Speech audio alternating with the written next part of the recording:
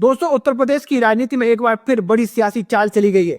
Bharatiya Janata party ने अपने अगले कदम का ऐलान कर दिया है। बीजेपी ने उत्तर प्रदेश के नए प्रदेश अध्यक्ष का फैसला कर लिया है और नाम है पंकज चौधरी।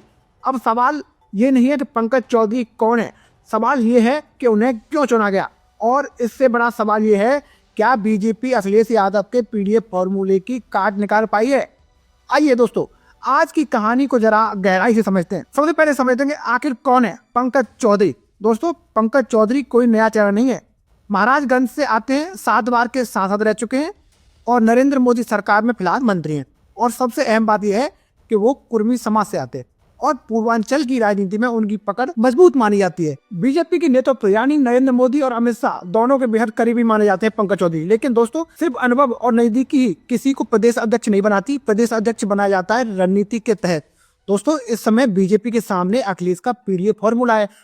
और अब आते हैं असली मुद्दे पर। दोस्तों, 2024 का लोकसभा चुनाव भारतीय जनता पार्टी के लिए उत्तर प्रदेश में बड़ा झटका साबित हुआ। जहां बीजेपी को उम्मीद थी कि क्लीन स्वीप होगा, वहीं समाजवादी पार्टी ने 37 सीटें जीत ली। और इसके पीछे था अखिलेश यादव का पीडीएफ फॉर्मूला, पिछड़ा, दलित और अल्पसंख्यक। अखिलेश यादव ने उत्तर प्रदेश में एक ऐसा सामाजिक गठजोड़ खड़ा कर दिया जिसने बीजेपी की चुनावी मशीनरी को भी सोचने पर मजबूर कर दिया। दोस्तों, बीजेपी समझ चुकी है कि अगर 2027 का विधानसभा चुनाव जीतना है तो हमें पीडीए की कार्ड ढूंढनी पड़ेगी। इसलिए बीजेपी ने लंबे मंथन के बाद अपना प्रदेश अध्यक्ष चुना। दोस्तों, ये फैसला रात नहीं हुआ। बीजेपी के भीतर कई नावों पर मंथन चला, जिसमें स्वतंत्र देव सिंह, साध्वी निरंजन ज्योति, बी.एल. वर्मा, धर्मपाल सिंह, विनय कटियार, जहां तक कि लोधी समाज के अध्यक्ष बनाए जाने की भी चर्चा तेज थी। लेकिन दोस्तों, आखिर में मोहर लगी पंकज चौधरी के नाम पर। क्योंकि बीजेपी को लगा कि भाई कुर्मी समाज के जरिए पीडीए में सेंध लगाई जा सकती है। तो दोस्तों, अब सवाल ये भी है कि भाई कुर्मी कार्ड क्यों अहम है। दोस्तों, उत्तर प्रदेश ही नहीं, पूरे उत्तर भारत, खासतौर पर यूपी और बिहार में जातीय राजनीति आज भी निर्णायक भूमिका निभाती है। कुर्मी समाज पिछड़ा वर्ग की एक मजबूत और राजनीतिक रूप से सजग जाति मानी जाती है। बीजेपी के पास पहले से अनुप्रिया पटेल है, जो कुर्मी समाज की बड़ी नेता है।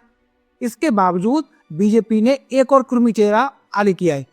यानी साफ है कि बीजेपी डबल इंजन कुर्मी रणनीति पर काम कर रही है। लेकिन दोस्तों, सवाल यह है, क्या सिर्फ कुर्मी समाज से अध्यक्ष बना देने से अखिलेश यादव कमजोर पड़ जाएंगे? क्या पीडीए का ताना बाना इतनी आसानी से टूट जाएगा? यहीं से कहानी दिलचस्प हो जाती है। दोस्तों, लोकसभा चुनाव में पीडीए अखिलेश यादव का मास्टर स्ट्रोक साबित हुआ। दोस्तों, इसलिए अखिलेश यादव को हल्के में लेना बीजेपी की सबसे बड़ी भूल हो सकती है। आज की तारीख में समाजवादी पार्टी के प्रदेश अध्यक्ष पाल बिरादरी से आते हैं। इससे पहले सपा के प्रदेश अध्यक्ष कुर्मी जाति से थे। यानी अखिलेश यादव संगठन और जाति संतुलन दोनों को साथ कर चलते हैं। इसलिए अखिलेश यादव की कुर्मी फौज है। अब ध्यान से सुनिए दोस्तों, आज समाजवादी पार्टी के पास 1 नहीं, 2 नहीं, 3 नहीं, पूरे 7 कुर्मी सांसद है। और ये कोई मामूली नेता नहीं है दोस्तों। इसमें पहले नंबर पर आते हैं नरेश उत्तम पटेल, जो कि फतेहपुर से सांसद, सपा के पूर्व प्रदेश अध्यक्ष, कुर्मी समाज के बड़े चेहरे और जमीनी राजनीति का मजबूत अनुभव है।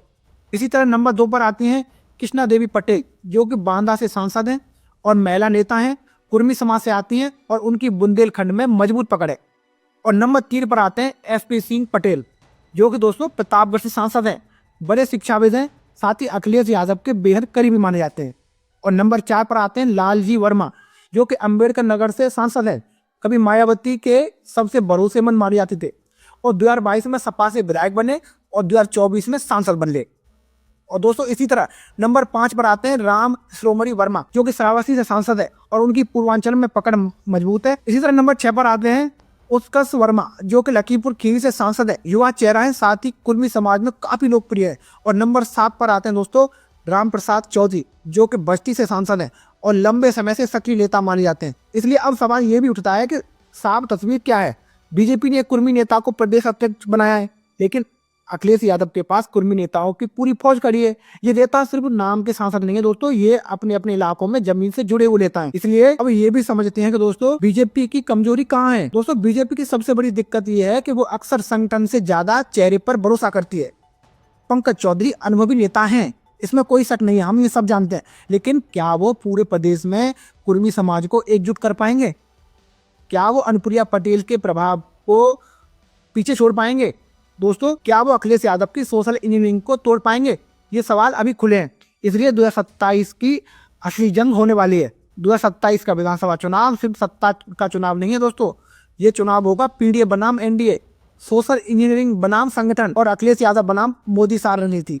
दोस्तों बीजेपी ने पहला कदम चला है, लेकिन अखिलेश यादव कई चालें पहले ही सोच चुके हैं। इसलिए पंकज चौधरी का प्रदेश अध्यक्ष बनना एक बड़ा राजनीतिक फैसला है बीजेपी का, लेकिन ये फैसला अखिलेश यादव के लिए खतरा कम और चुनौती ज्यादा है, क्योंकि अखिलेश यादव के पास जातियों की गणती नहीं, नेताओं की फौज भी है। और जब नेता जमीन से जुड़े हों तो सिर्फ पद से मुकाबला नहीं होता, मुकाबला होता है विश्वास से। दोस्तों अगर इस पूरे घटनाक्रम को सिर्फ प्रदेश अध्यक्ष की नियुक्ति मान लिया जाए तो ये सियासत की सबसे बड़ी भूल होगी। दरअसल पंकज चौधरी का प्रदेश अध्यक्ष बनना बीजेपी के लिए एक तरह का परीक्षण है, ये देखने का कि क्या पार्टी अब भी सोशल इंजीनियरिंग में अखिलेश यादव को टक्कर दे पाएगी। दोस्तों ये बहुत सोचने वाली बात है। बीजेपी की रणनीति साफ दिखती है, पूर्वांचल प्लस कुर्मी प्लस संगठन। पंकज चौधरी पूर्वांचल से आते हैं और पूर्वी समाज से आते हैं और संगठन का लंबा अनुभव रखते हैं। लेकिन सवाल यह है कि क्या 2027 तक का वक्त बीजेपी के लिए काफी होगा? क्योंकि अखिलेश यादव सिर्फ चुनावी राजनीति नहीं करते दोस्तों, वो लगातार सामाजिक संवाद की राजनीति करते हैं। और इसलिए दोस्तों पीढ़ियों को उन्हें एक चुनावी जोड़ा नहीं बल्कि एक राजनीतिक पहचान बना दिया है। आज पीढ़ी का मतलब सिर्फ वोट नहीं बल्कि एक ऐसा वर्ग है जो खुद को राजनीति में प्रतिनिधित्व चाहता है। और दूसरी तरफ बीजेपी के सामने एक और चुनौती खड़ी है दोस्तों, पार्टी के भीतर जातीय संतुलन। पंकज चौधरी के प्रदेश अध्यक्ष बनने के बाद ये देखना दिलचस्प होगा कि भाई क्या अन्य पिछड़ा वर्गों जैसे कि लोधी, निषाद, मौर्य, कुशवाहा खुद को समान रूप से असहज महसूस करते हैं या नहीं। अगर इन वर्गों में असंतोष पनपता है तो पीडीए को और मजबूती मिल सकती है। यहीं पर अखिलेश यादव की रणनीति ज्यादा मजबूत दिखाई देती है दोस्तों। वो एक जाति पर नहीं बल्कि पूरे सामाजिक गठजोड़ पर काम करते हैं। याद रखिए दोस्तों, उत्तर प्रदेश में चुनाव सिर्फ नारों से नहीं जीते जाते, चुनाव जीते जाते हैं जमीनी नेटवर्क, स्थानीय नेतृत्व और विश्वास से। और इस वक्त अखिलेश यादव के पास इन तीनों की ठोस बुनियाद मौजूद है। बीजेपी के पास सरकार है, ये सब जानते हैं, संसाधन है और बड़ा संगठन है। लेकिन सवाल यही रहेगा, क्या बीजेपी उस सामाजिक भरोसे को फिर से जीत पाएगी जो 2024 में कमजोर पड़ा?